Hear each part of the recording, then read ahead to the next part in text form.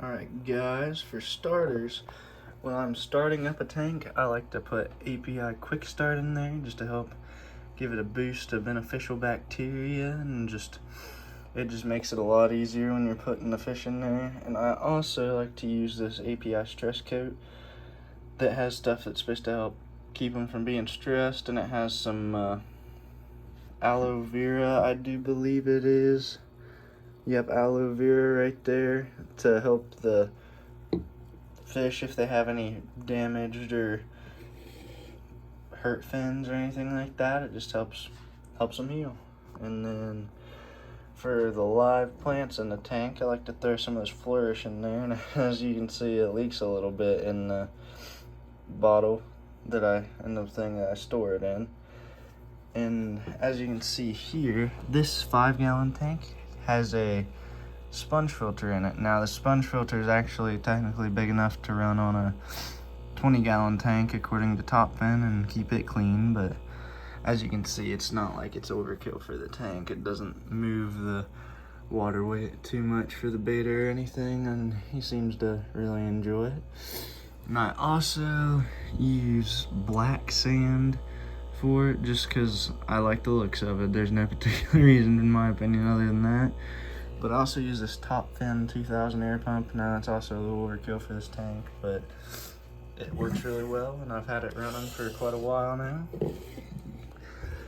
The biggest thing I like doing in these betta fish tanks is giving them plenty of big leafed plants to lay on, because they really like to lay on stuff. And as you can see, that's why this betta bed is in here, just so that they have some place to kind of lean up against and everything. And then they also kind of like some structure in there. That's why I have a slow cheap rock.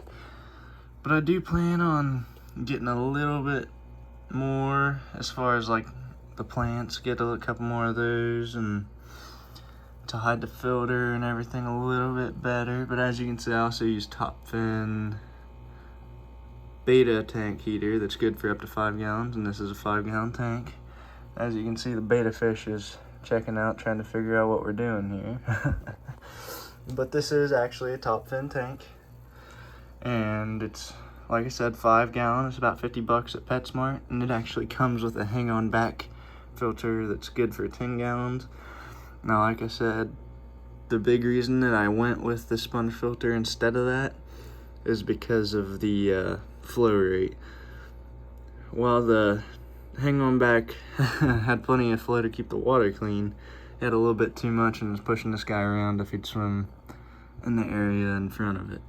But this sponge filter here, running at full blast, even one that's big enough for a 20-gallon tank, it runs perfectly fine, doesn't disturb the water enough to make the fish get all worked up, and it just really keeps the water pretty clean, even though there's not any carbon in it. As you can see, the water is nice and clear.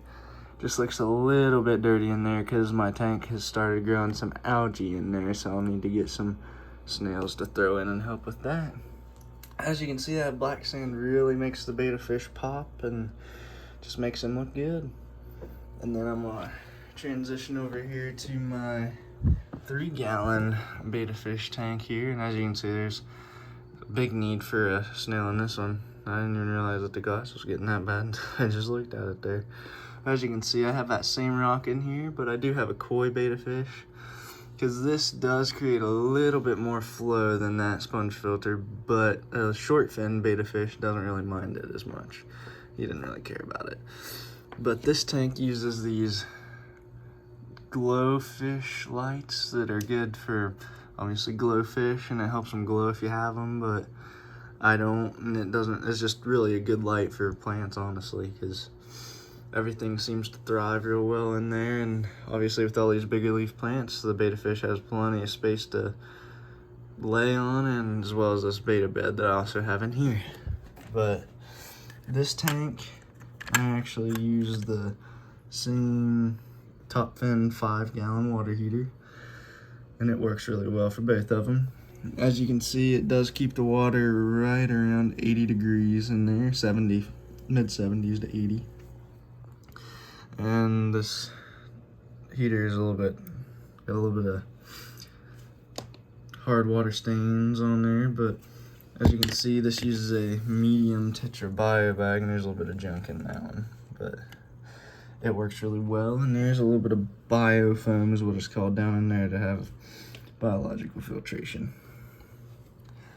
Overall, this tank looks really good and it works really well, but I definitely do like this one a lot.